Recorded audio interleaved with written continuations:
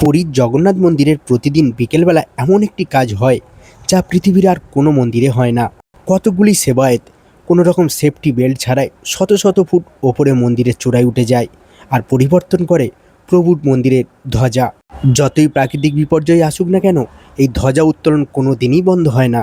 পুরীর মন্দিরের অনেকগুলি রহস্যের মধ্যে অন্যতম রহস্য হলো এই ধ্বজা উত্তোলন। সেই সঙ্গে এই ভিডিওতে জেনে নেব পতিতপাবন বিগ্রহের রহস্য কী আর এই মন্দিরের আরও অনেক অজানা তথ্য।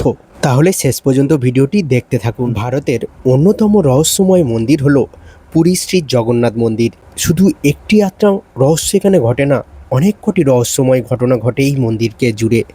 তাই আজকে একটি রহস্য নিয়ে আমরা আলোচনা করব আর তার দর্শনও করব। সেটি হলো পুরীর শ্রী মন্দিরের পতাকা উত্তোলন বা ধ্বজা উত্তোলন। সেটি দেখতে 8 থেকে 80 সবাই উপস্থিত, কেউ রয়েছে দাঁড়িয়ে, কেউ বা বসে। আপনারা দেখতেই পাচ্ছেন সেই দৃশ্য।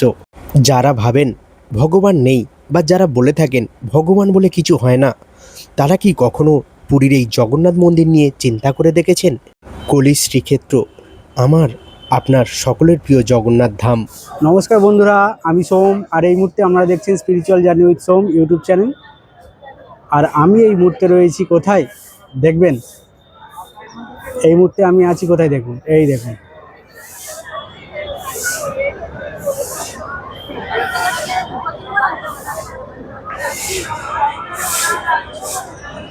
শ্রী মন্দিরের সিংহদ্বারের সামনে।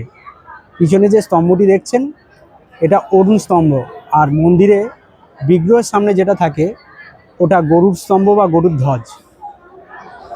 আর এই মন্দিরের যে পতাকা আছে না, দাঁড়ান দেখাচ্ছি। এই দেখুন, এই পতাকাটার নাম কিন্তু পতিতপাবন বানা বা পতিত পাবনা। আজকের এই ভিডিওর মেন উদ্দেশ্যই হলো জগন্নাথ ধামের পতাকা উত্তোলন। কিন্তু তার আগে আপনাদেরকে এই মন্দির সম্পর্কে কিছু বলি।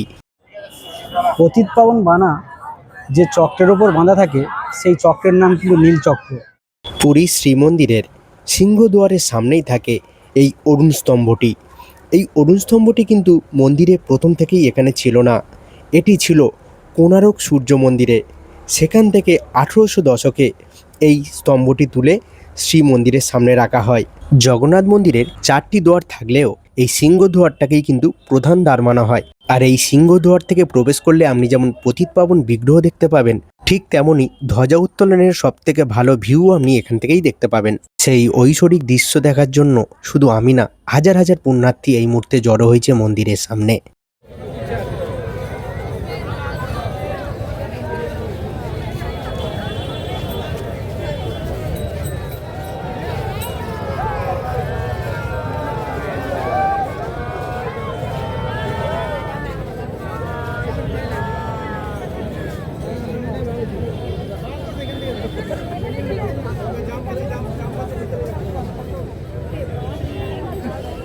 পুরীর জগন্নাথ মন্দিরে এমন একটি দিনও নেই যেদিন পতাকা উত্তোলন হয় না। আর আশ্চর্যের বিষয় হলো এই পতাকা সবসময় হাওয়ার বিপরীত দিকে ওড়ে। এই বিষয়টি এই মন্দিরের রহস্যকে আরও গভীর করে। এই মুহূর্তে আপনারা দেখতে পাচ্ছেন প্রদীপ নিয়ে আরতি চলছে। এরপরেই সেই শুভক্ষণ শুরু হবে পতাকা উত্তোলনের। পুরীর মন্দিরে যে পতাকা উত্তোলন হয় সেই পতাকার নাম হলো পতিতপাবন বানা বা পতিত পাবনা। পতিত মানে যারা সমাজে নিচু শ্রেণীর মানুষ বা অবহেলিত, আর পাবন মানে পবিত্র হওয়া। অর্থাৎ এই পতাকা দর্শন করলে তারা বা নিচু শ্রেণীর মানুষরা যারা মন্দিরে প্রবেশ করতে পারেন না, তারাও উদ্ধার হবেন। এই পতাকা দর্শন ও জগন্নাথ দর্শন প্রায় সমান। পুরীর এই মন্দিরের পতাকার নাম জানেন? পতিতপাবন বানা বা পতিত পাবনা। এর কথাতত্ত্ব হলো সমাজের যারা পতিত বা নিচু শ্রেণীর, তাদের মন্দিরে ঢোকার যেহেতু অনুমতি থাকে না, তাদের জন্য এই পতাকা দেখানোর ব্যবস্থা হয়। আর এই পতাকা দর্শনের মাধ্যমে তাদের জগন্নাথদেব দর্শন হয় বলেই কথিত আছে।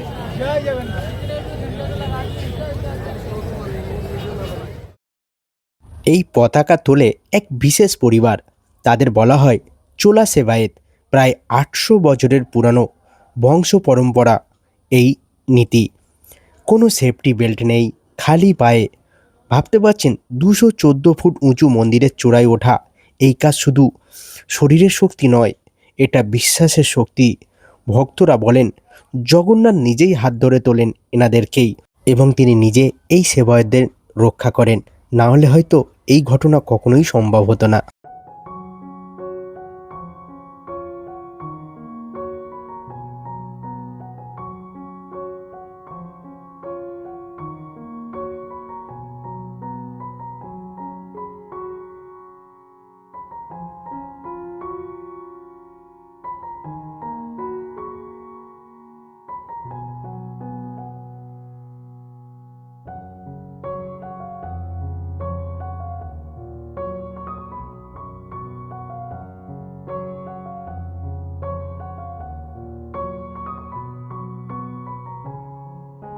এবারে আসি নীল চক্রের ব্যাপারে। আপনি কি জানেন পুরীর জগন্নাথ মন্দিরের শিখরে অবস্থান করছে এই পবিত্র নীলচক্র, যেটি মূলত ভগবান বিষ্ণুর সুদর্শন চক্রের প্রতীক। এই নীলচক্র তৈরি হয়েছে অষ্টধাতু দিয়ে আর উচ্চতা প্রায় 11 ফুট, ওজন প্রায় 2200 কেজি। মন্দিরের যে প্রান্ত থেকেই দেখেন না কেন এই চক্র মনে হবে ঠিক আপনার সামনাসামনি রয়েছে বা সোজাসুজি রয়েছে। আর এই অষ্টধাতু দিয়ে তৈরি চক্রটিতে রয়েছে লোহা, তামা, দস্তা, পারদ, সীসা, পিতল, রূপো ও সোনা।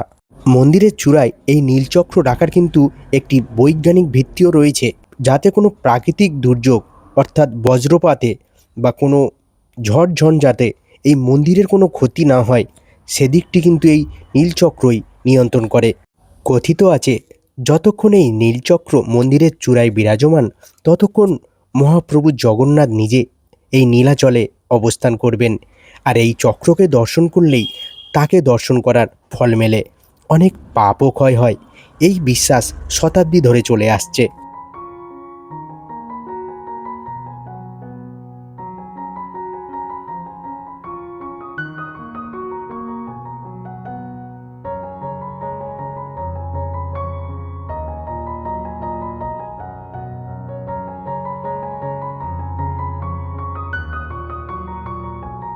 এবার দেখুন সিংহদুয়ারের মধ্যে রয়েছে সেই পতিতপাবন বিগ্রহ।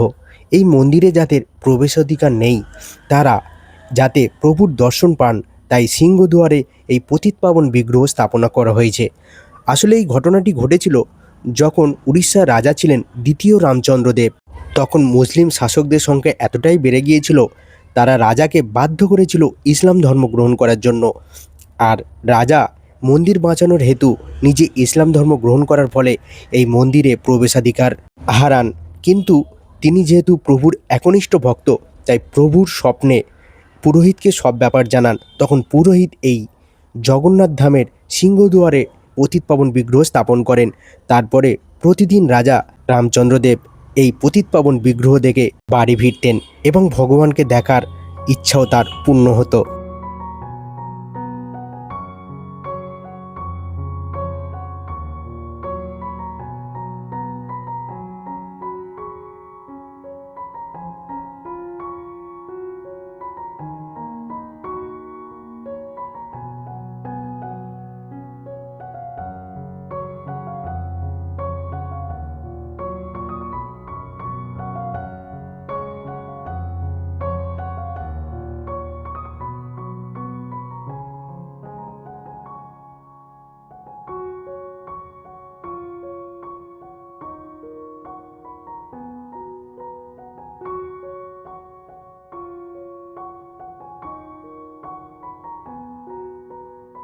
এইবার সেই শুভক্ষণ চলে এসেছে।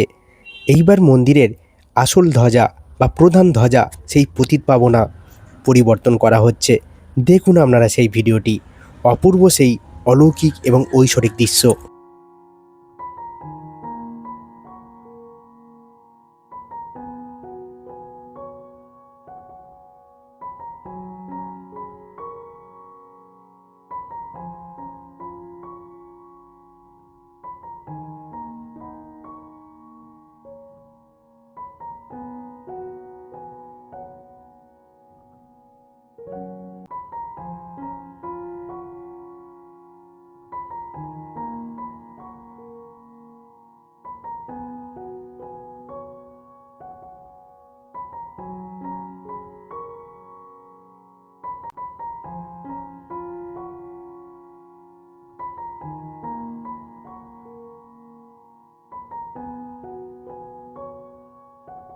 পুরীতে বহু মানুষ মন্দিরে ঢুকতে পারে না।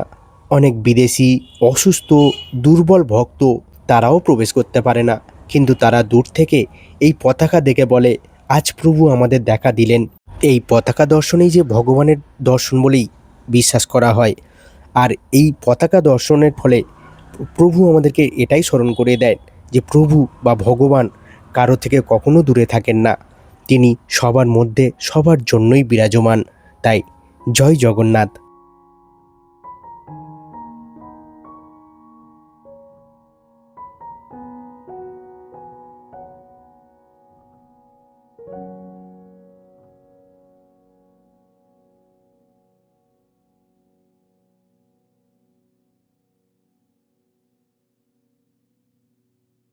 আরেকটি তথ্য তো আপনাদেরকে দিতেই ভুলে গেছি।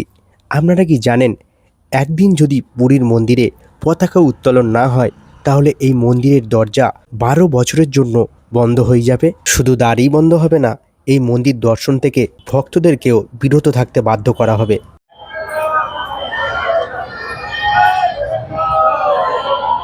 যত সন্ধ্যা বাজছে বা যত সন্ধ্যা ঘনিয়ে আসছে, ভিড় কিন্তু তত বেড়ে চলেছে।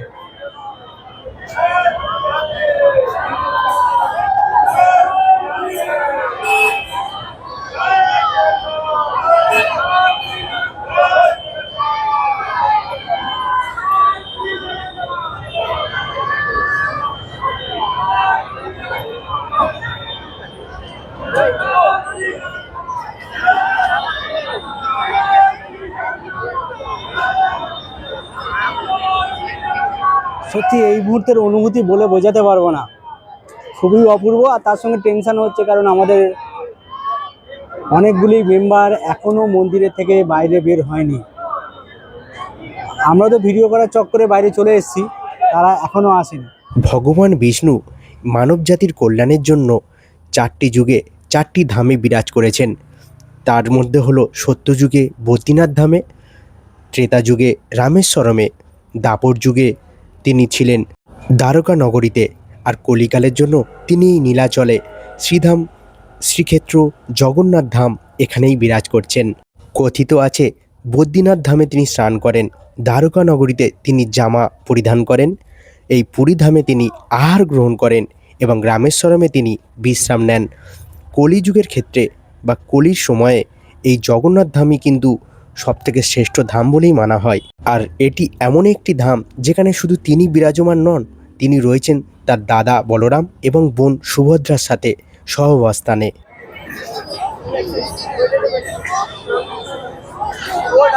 একটু সরে এসো। পুণ্যার্থীরা শুধু দর্শনে আসছে না, পুণ্যার্জনের হেতু তারা অল্প কিছু ডোনেশনও করে যাচ্ছেন জগন্নাথ প্রভু ভোগের জন্য। দূরে যে ডিসপ্লে দেখতে পাচ্ছেন, হলুদ রঙের লেখা ফুটে উঠছে, এই ডিসপ্লে বোর্ডে মন্দিরে কখন কি রীতি বা কখন কোন আরতি চলছে সব কিছুই ফুটে ওঠে। তার সাথে ফুটে ওঠে প্রতিদিন কত ডোনেশন পড়ছে, সেটা টাকা হোক, সোনা হোক, রূপো হোক, সব কিছুরই তথ্য জনসাধারণের সামনে তুলে দেওয়ার ব্যবস্থা করা হয়েছে। এটা অভিনব ব্যাপার, দেখতে সত্যিই ভালো লাগলো। এবার আমরা দর্শন শেষ করে ইস্কনের উদ্দেশ্যে পাড়ি দিচ্ছি, কারণ ইস্কনেই আমরা এবছর উঠেছি। আবার আসবো তৃতীয় দিনে। ধরো